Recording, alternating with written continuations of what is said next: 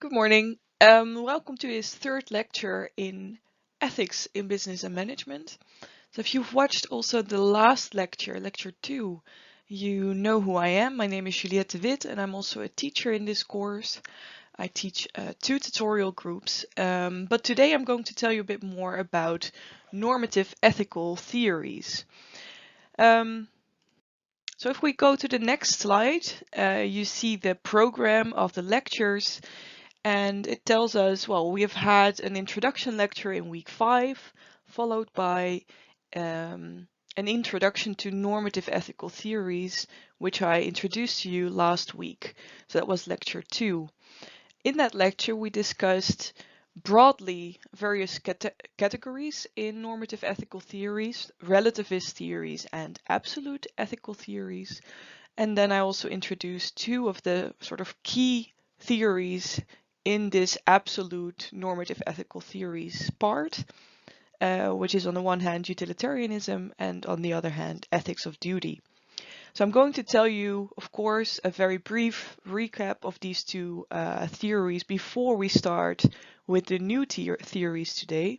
And that will be, of course, the topic of today's lecture.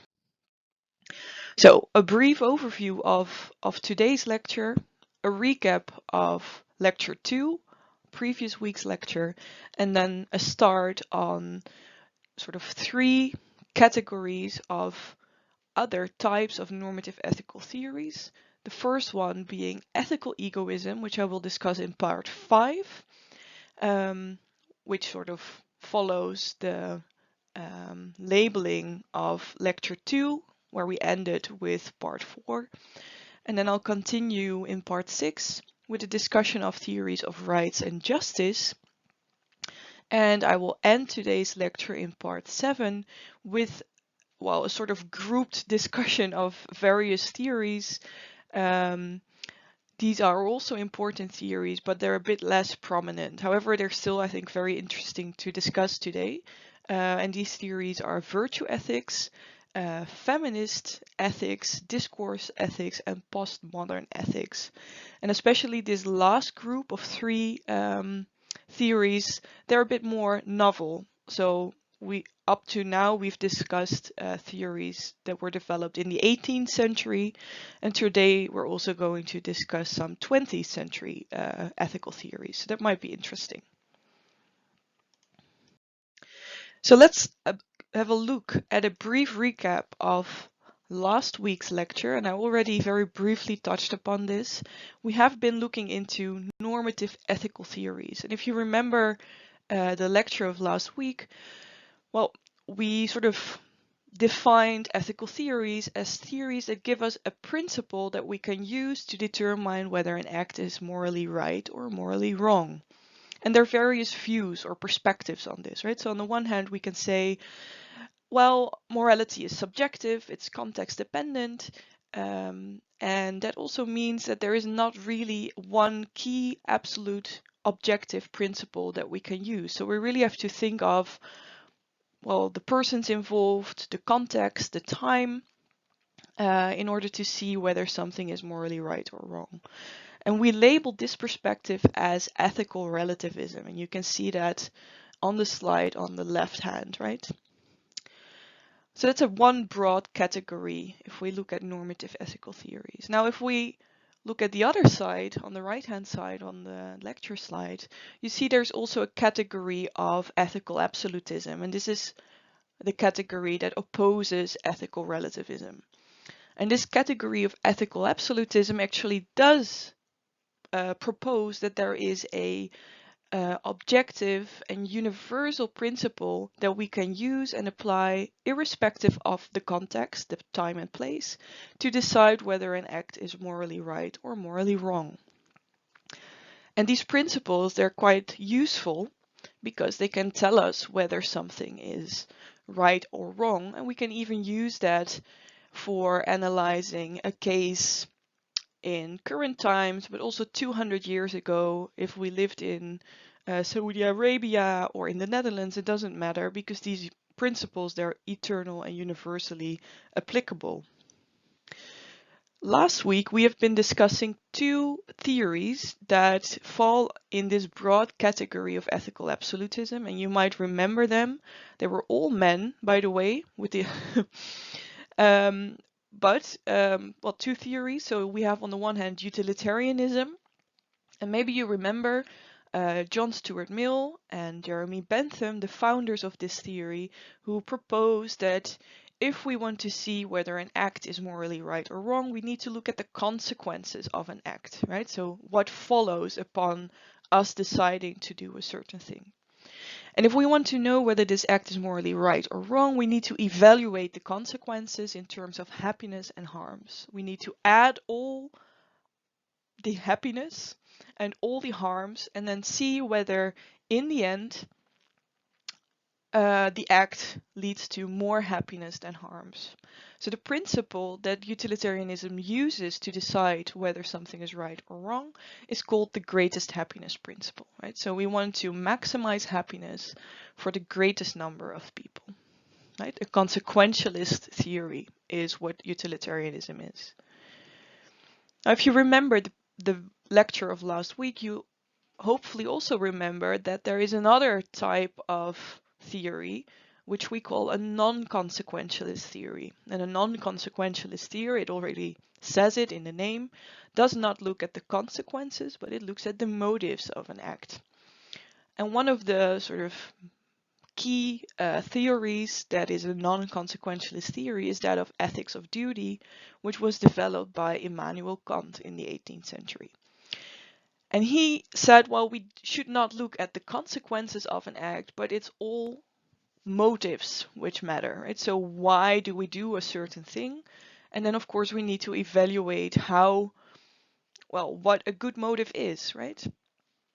And he came up with a principle or a tool which we call the categorical imperative.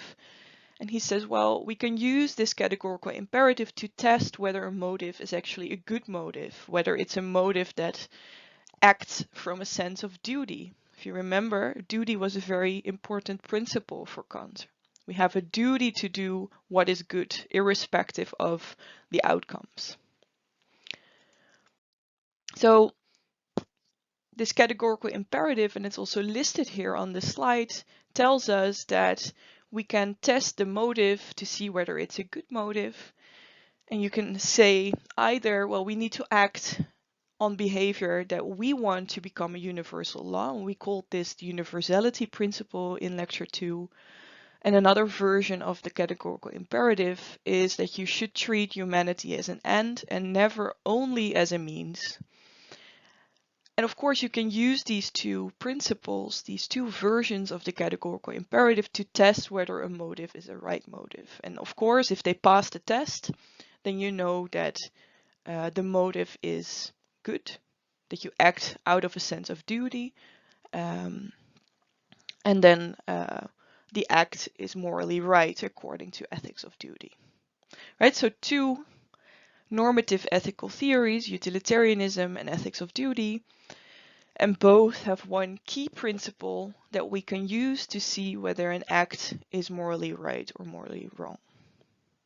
I hope that this is helpful and that you remember well, these two theories and very clearly can distinguish between these two principles that they both propose. So let's continue to part 5. So we're going to introduce a novel normative ethical theory. And if you remember the start of this lecture, this theory that we're now going to have a look at, is ethical egoism. I expected another slide, but I want to introduce this theory a bit further. And I do this by an example, which you can also see on the slide. And this is a question actually to you. So how much would you do? How would you donate to prevent harm? So imagine you have a lot of money, but even if you don't have that much money, you can still sometimes, well, you can maybe encounter someone who is suffering from a lack of food, of shelter, or medical care. There might be people living on the streets, or you see something at the television and you're really moved by this. And now the question is, well, how would you, if you know that something bad is happening, what would you do? Should you ought to prevent it, and under which conditions should you actually do it? So there are two principles on the slide, right? So on the one hand, you can say, well, you should always prevent it. And it's a very Kantian perspective. It should always treat others as an end in themselves and never only as a means. And you should respect the human dignity in a person. And so if you see that something bad is happening, you should act accordingly and well, help this person. Even if you don't have that much money, you should donate something to prevent harm.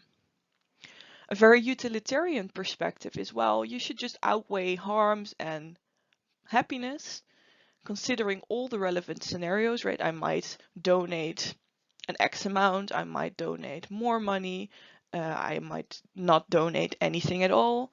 I go to the supermarket to buy some bread, etc. Right? So there are a whole range of different choices that you can consider.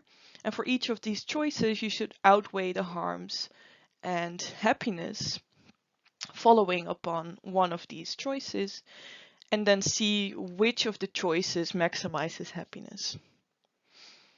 So what will you do and why? Maybe take a second to reflect a bit on this. And perhaps you also have a different kind of principle that comes into mind when thinking about this, right? So how much would you donate? One perspective would be, well, donate as much as possible, right? You should always try to prevent it.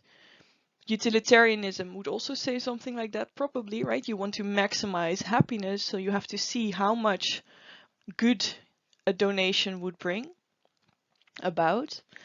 Well, another principle could be, well, you should always do something if it makes you feel good, if it gives you a good feeling.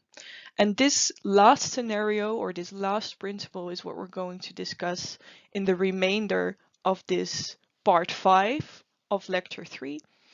And this is a principle that we typically call ethical egoism. And I was already mentioning this a couple of slides ago. Well, and we're going to start with this theory today. Right, so the theory of ethical egoism, it's a normative ethical theory, just like utilitarianism or ethics of duty. And also this theory proposes a universal principle that we can use to determine whether an act is morally right or wrong. So it's also an absolute ethical theory in the same category as utilitarianism or ethics of duty. Right, so the idea is that we should do certain things to become or to be ethical persons, right? We do things that are morally just or morally wrong. And one of the main sort of proponents of ethical egoism is Ayn Rand.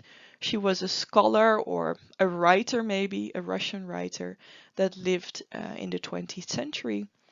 And she was a main, well, let's say, proponent of the free market, of not a lot of government intervention, and the idea that individuals should be free to make their own choices. So according to egoists, let's call them ethical egoism, to signal that we're talking about an ethical theory, right? So ethical egoist, we always ought to pursue our self-interest. And this is also what the quote on the slide tells us, right? The achievement of his own happiness is man's highest moral. So the thing that we should worry about, or that we should keep an eye on, is our own happiness, our own self-interest. So it's perhaps a bit of an odd idea, maybe even surprising, if you consider all these other theories that we've been discussing so far, because often when we think of ethics, we think of doing right to other people, right? Do something good for someone else. Think of also the donation example. Often we would say, well, you should donate if you can do something about it. And ethical egoism might actually tell us that we can just not donate at all if it doesn't make us happy, right? So it doesn't really square with this notion of ethical egoism, that we do things to make others happy, but this theory actually proposes that we should only focus on ourselves. So note that ethical egoism is perhaps slightly different than how we use egoism in day-to-day language, right? Because ethical egoism really is a theory with key principles, and it's these principles that determine whether something, an act, is right or wrong. And we're going to, of course, look into what these key principles are in the remainder of this lecture. So ethical egoism is similar to utilitarianism, a consequentialist ethical theory, right? So remember the distinction, non-consequentialism versus consequentialism. And ethical egoism also looks at the outcomes of our action to determine whether an action is morally right or wrong.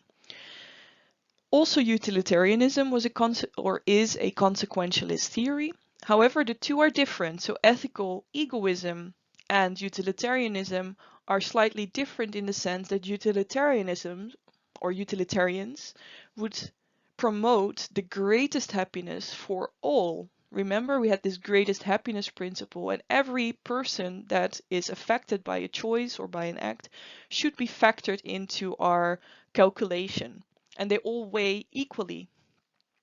Egoism, on the other hand, or ethical egoism, only looks at our own self-interest, and that is what we need to maximize. So it looks at the outcomes for the decision maker.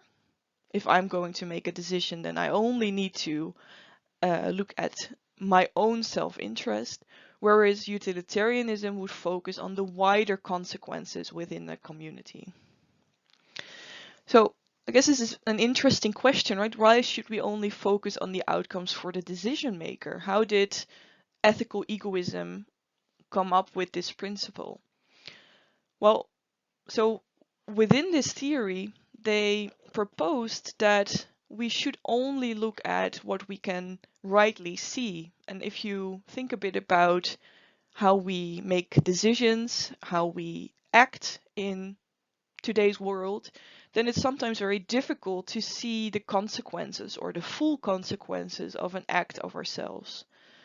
An ethical egoist would say, well, we can only look as far as our own interest, how we are affected by a choice. We have limited insight into the consequences of our actions. So we should just focus on what we can actually properly view, what we can properly analyze, and that is only our own desires and interests.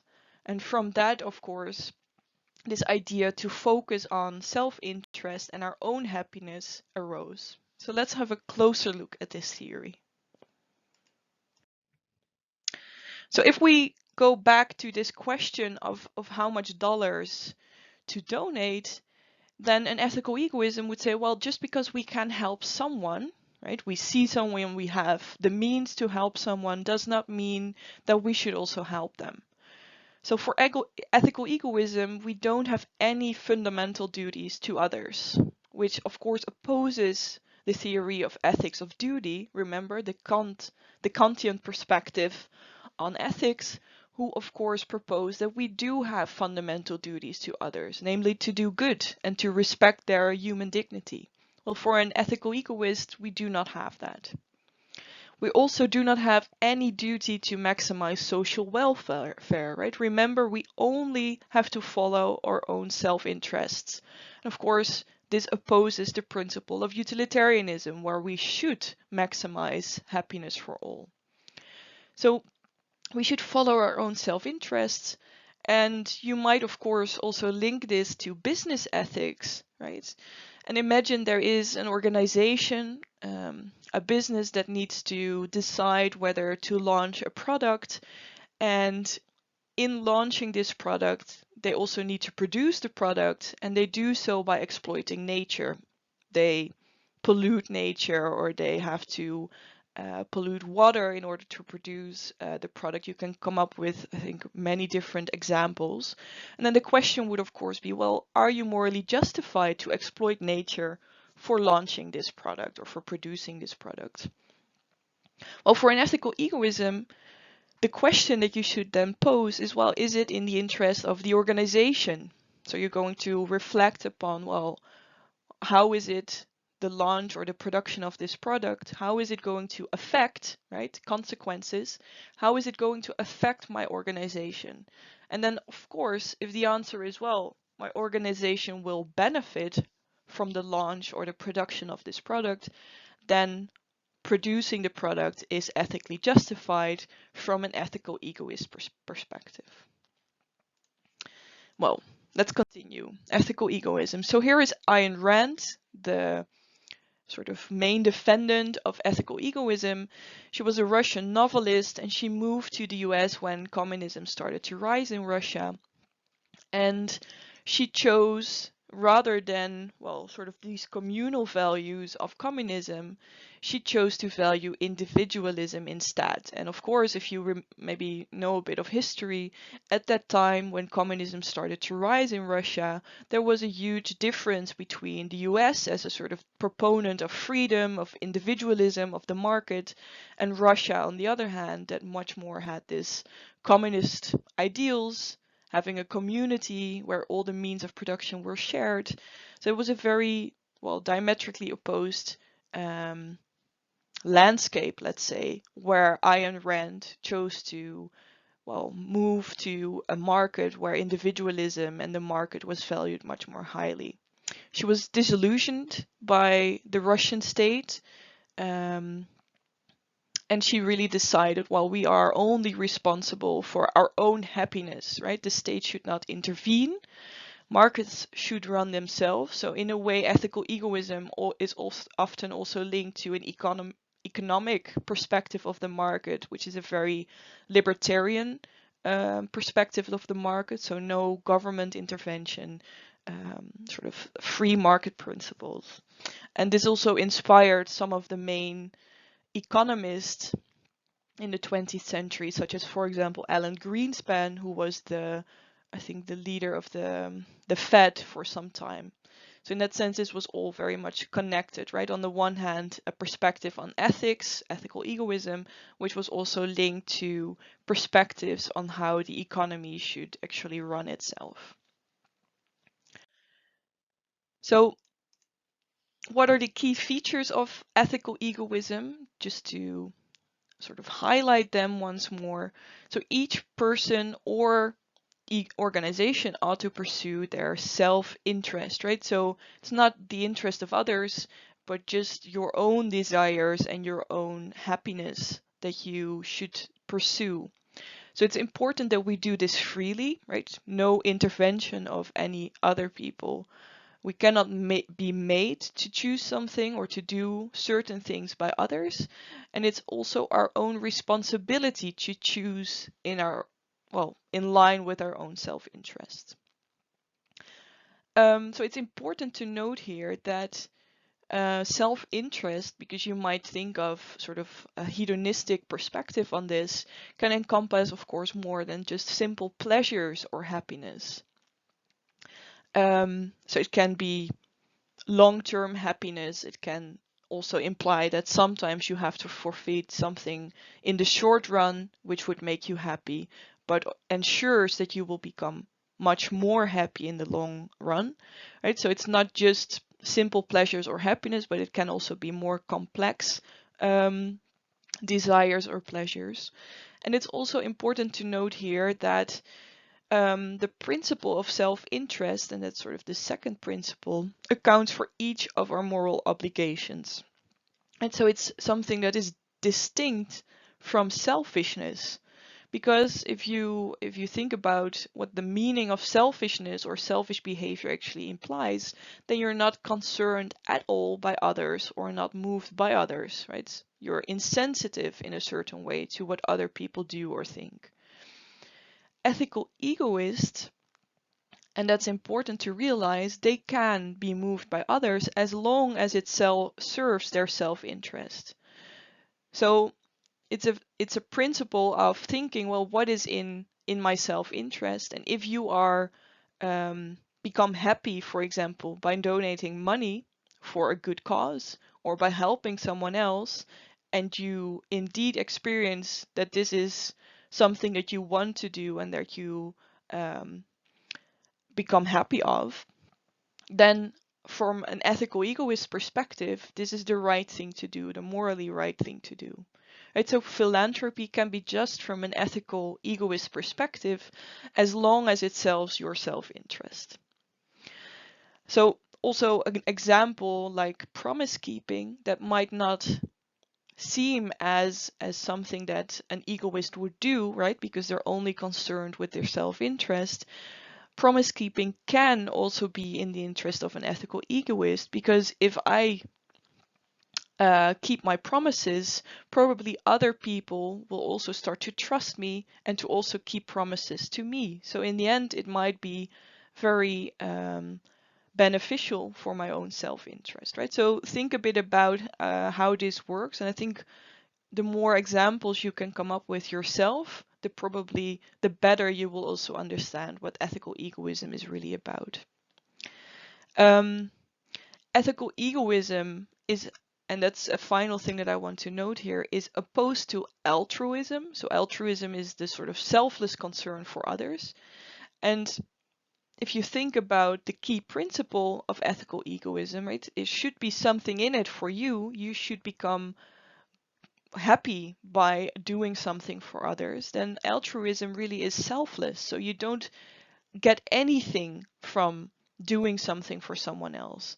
So for an ethical egoist, altruism would not work because there must be something in it for us, even if it's in the long run, right?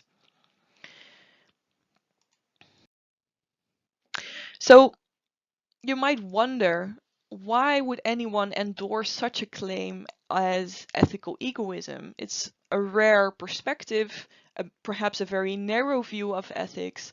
Well, there are three arguments that ethical egoists would evoke to support their views, and I listed them on the slides, right? So, according to ethical egoism, we've discussed this already during the last couple of slides, an action is morally right if the decision maker freely decides an action to pursue their self-interest, right? So it should be free and it should be in the interest of the decision maker.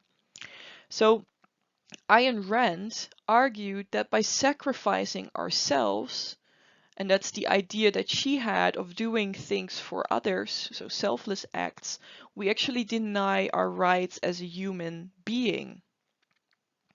So imagine that you are an altruist and you do a lot of things for others. Then you can always do more.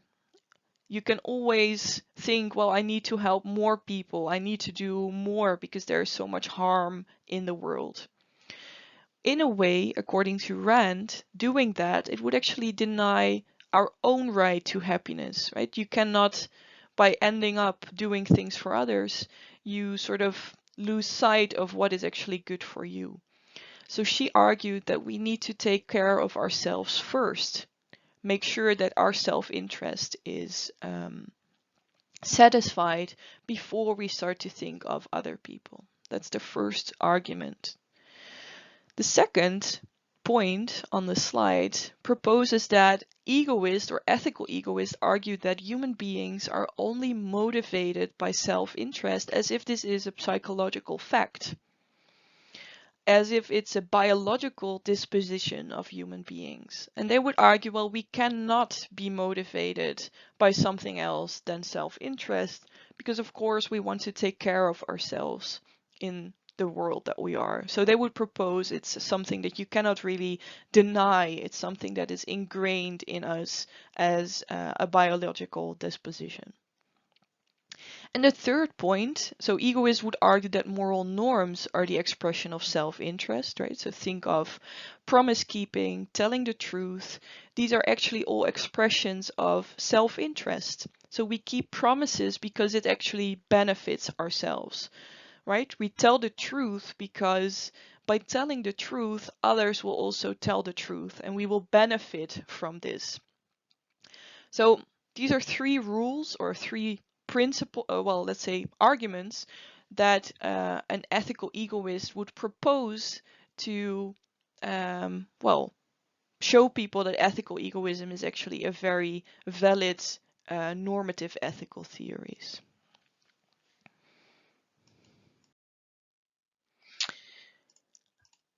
So again, just a recap on the slide, right? We by now have seen what ethical egoism proposes. An action is morally right if the decision maker freely decides to pursue their self-interest.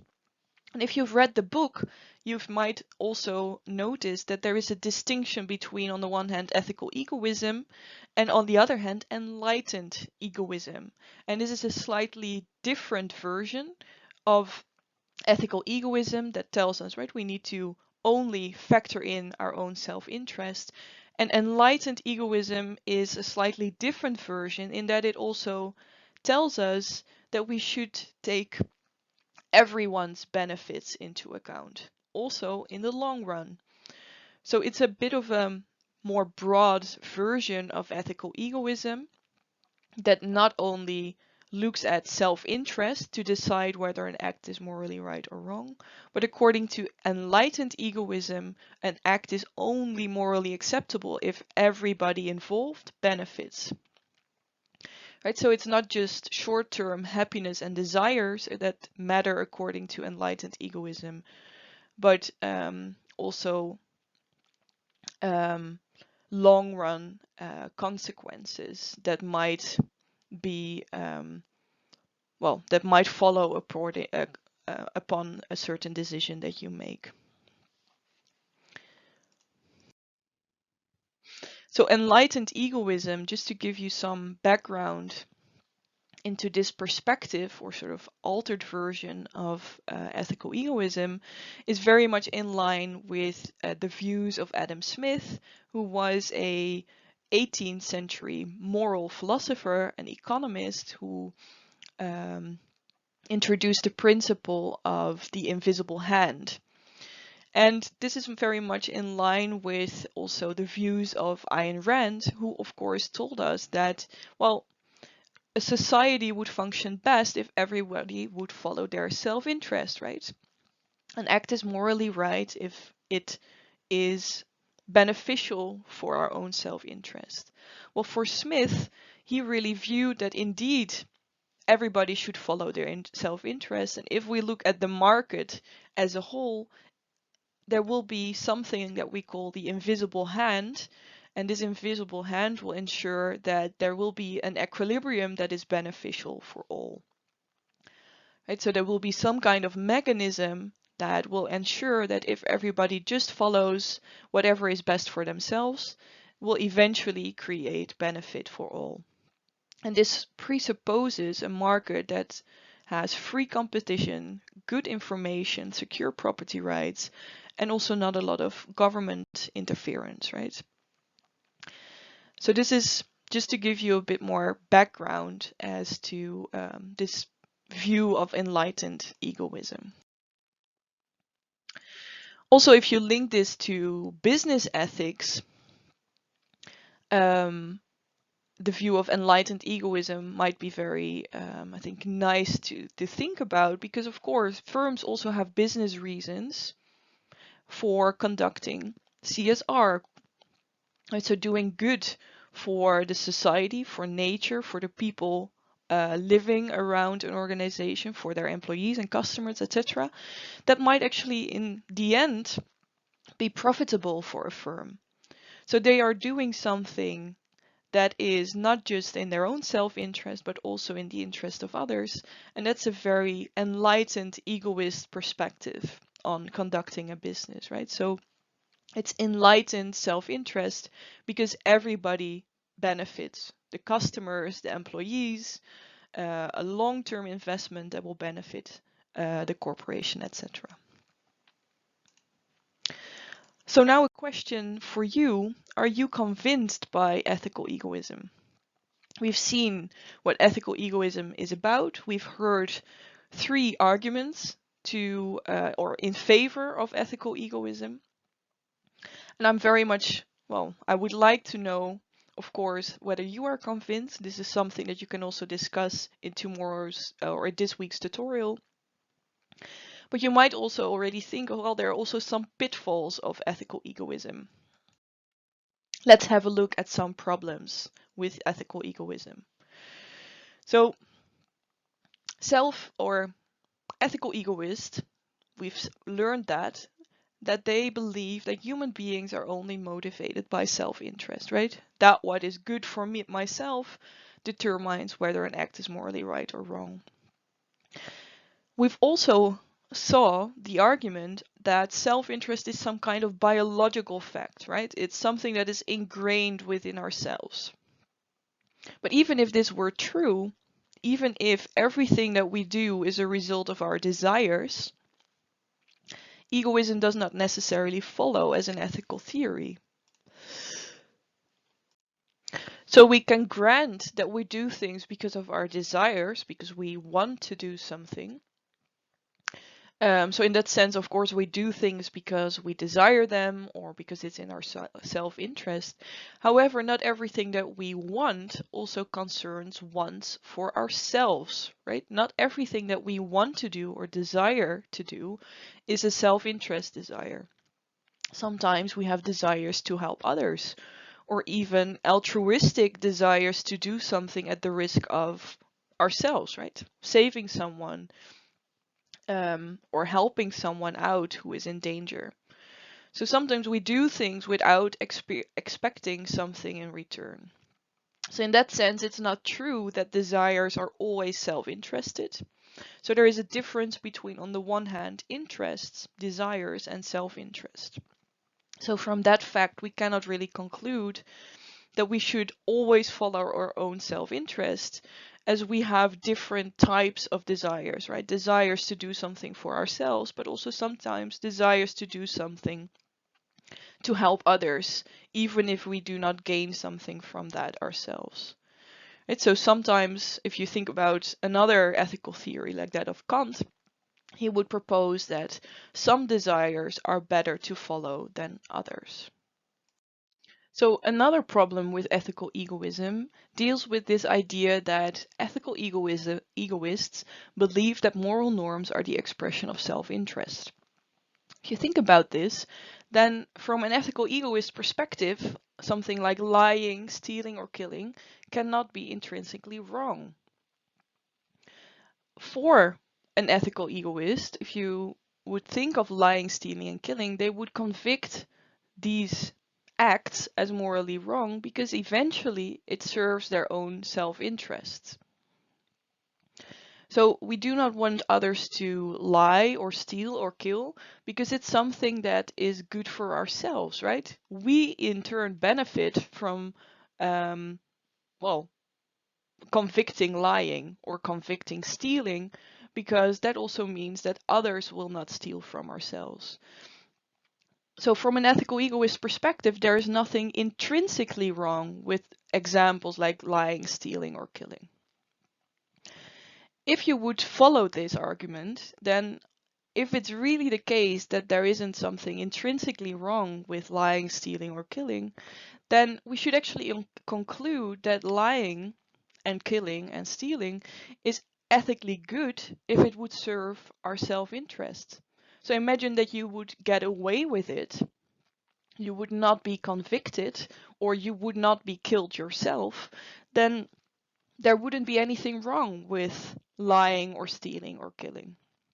But this is, of course, not how we think about morality, right? Even if we could get away with murder, we would not be convicted. There is still something wrong, and we morally convicted.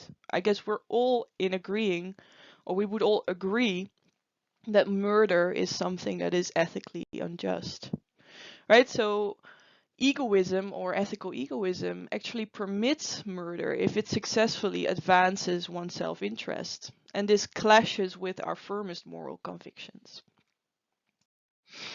Another problem with ethical egoism, and this is the final problem, and then I will also end this first part of lecture 3, is the fact that, well, ethical egoism could work if there were a mechanism that prevented people from pursuing their own interest at the expense of others.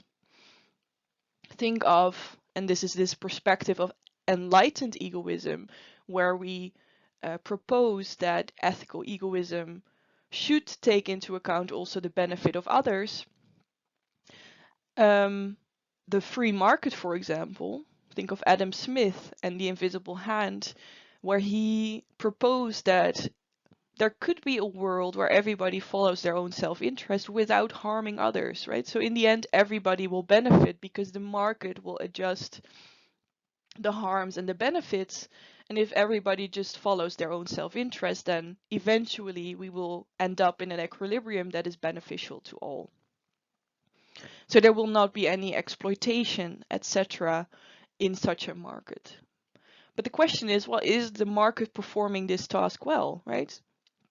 Have a look at examples in the newspapers or an economics course you have maybe followed in your curriculum, and you will know that the market is not very successful in preventing people from harming each other. We have examples of monopolies who can set prices much above the market price. There can be market failures. Think of the exploitation of nature.